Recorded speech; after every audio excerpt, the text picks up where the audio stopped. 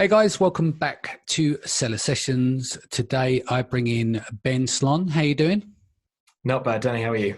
Yeah, good. So today we're going to talk a bit about Alexa. You'll do a little bit of background on yourself. We haven't really covered too much of it on the show, but you've got special skills in that area, particularly around Alexa skills, which you'll go on to explain about. And now Amazon sellers and brands are able to take advantage of this early doors. So without further ado, do you want to give a little bit of background on yourself? Yeah, of course. So I co-run an Amazon agency called Brand Dot. We're based in Bournemouth, and our primary focus is building Alexa skills, so building voice apps for the Amazon Alexa. Excellent. So do you want to give an example of what this is? So explain what skills is, and then do us a demonstration so the audience can understand. Yeah, of course. So the best way to think of a skill in the most simple terms is a voice app. And so the main distinction between that and a mobile app is obviously that the interface is your voice and not your thumbs. And it's as broad as a mobile app, really. You can do all sorts with them. A lot of the more common ones you see at the minute are things like quizzes and recipes and that sort of thing, where it might not be that practical to type with your thumbs. But like I say, the best way to think of it is as a voice app, and that covers all sorts of stuff. Cool. And you built one for Crest, didn't you? So should we use that as an example? The Crest one wasn't built by me, just to stress that, but it is a great example of user experience design. So I think it'd be relevant to your listeners. Cool. So demo that now.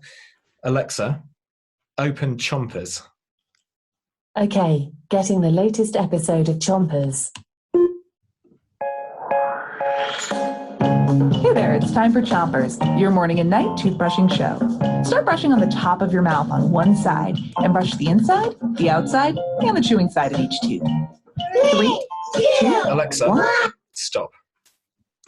Cool. Right. So that works for really like large brand, well renowned, etc., larger budgets. What about the everyday Amazon seller doing 7 figures? They're established, but not on that level. How would they use it? I'll give you an example. Let's say someone's in sports and outdoors. Give me some examples of how that could be utilized.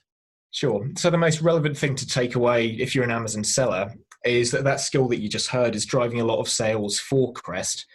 You can do what's called in-skill purchasing or in-skill products. Yeah. And that would just be a case of taking that example. Every so often it will come out and say, Crest are offering 2 toothpaste for £5 or what have you. And by integrating Amazon Pay, it's a bit like PayPal if you don't have it, it will just be a case of being able to order it there and then by saying, Alexa, I'll have a couple of tubes of toothpaste. Yeah. And so how you kind of extrapolate that if you're an Amazon seller yourself, you use the example of sports. Let's say, for example, you build a skill around like football warm-ups, that sort of thing, or football tips, like a virtual football coach in effect. What you could then do is every so often you could drive that voice traffic to your own products by saying, this company are offering this much off on these football boots.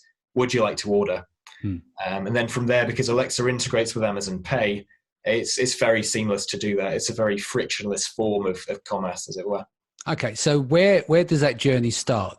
That's just a standalone thing on Alexa. Yeah. And so if kids are searching for, or parents rather, are searching for how do I get my kid to brush their teeth, which is quite an iconic one, that tends to be the kind of thing it will come up with. And so Alexa might say, we've got a couple of skills for that. One is Chompers, would you like to open it? And in a similar way to how queries are structured on Google, it will come up with a list of results, and from there it will be for the end user to say, open this or that. That sounds good. Right. So obviously sellers are very busy. They're split in different directions. They've got one eye on the future, one eye on the present, right? Yeah. Explain to me why they would want to use this now, get in on the ground floor. Like with Amazon, PPC ads started, 2015-ish, the cost per clicks were lower compared to now. It's the same with Google, same with Pinterest and all these different places. Why would they want to get involved now? What's the data saying out there? Yeah, so it's a very good question. And the analogy of PPC, I think, is a very good one because, the early days of PPC, the sorts of ACOSs you'd be able to hit, nothing like what you'd be able to hit now. You need to pump a lot of money in it to get the results that you could back in the day.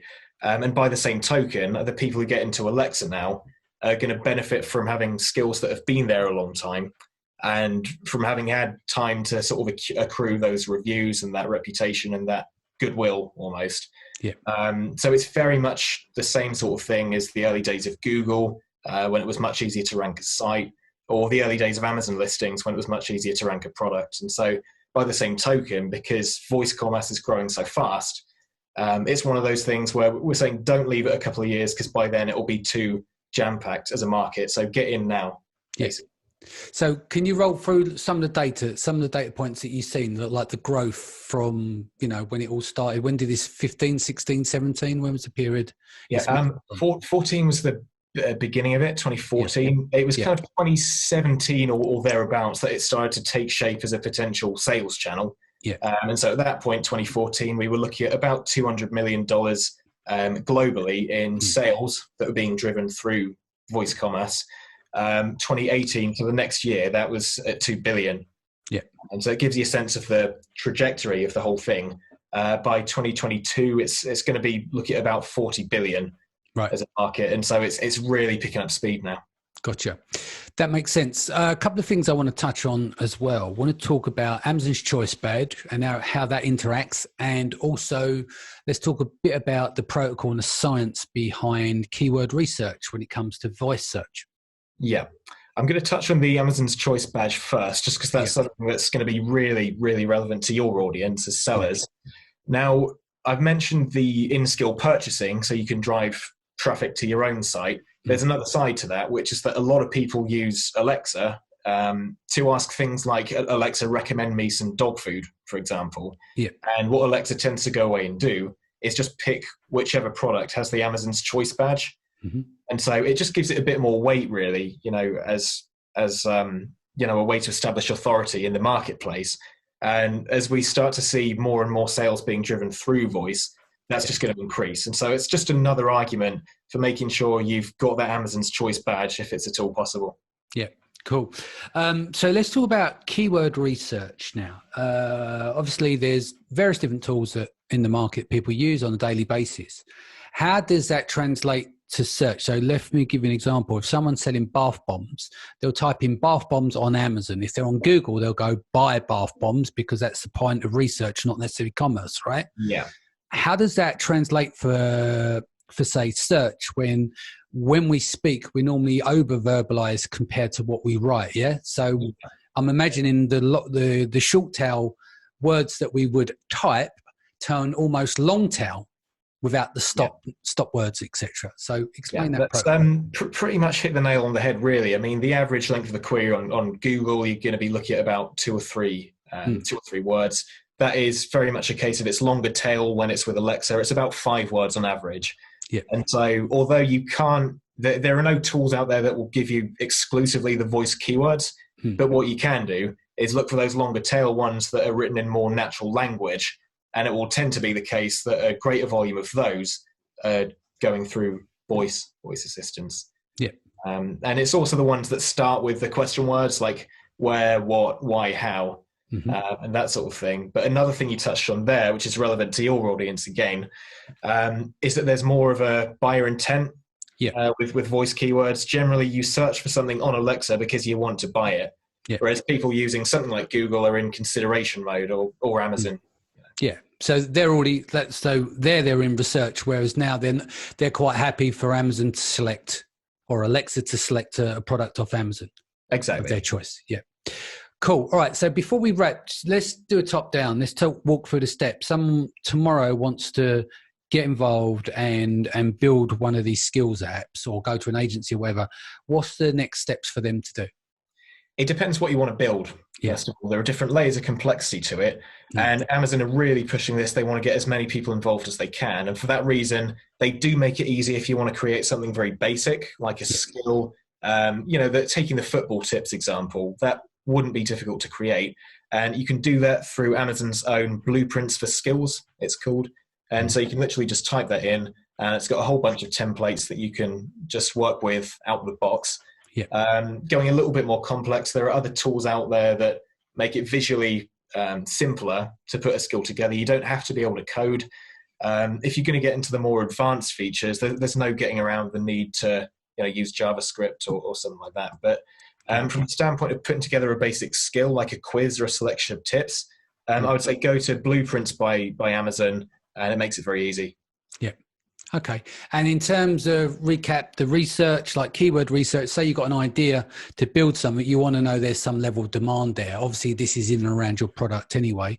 At what point would you say is when it becomes the most relevant? Because you can have markets that are fine, but they're like low dominance markets. So there's low search volume there, even though, you're selling a few units a day. You've got to look at the viability of building something. So is there like a start point where you would say there's no point in building this unless you're doing X amount of units a day with a search volume of X, Y, and Z?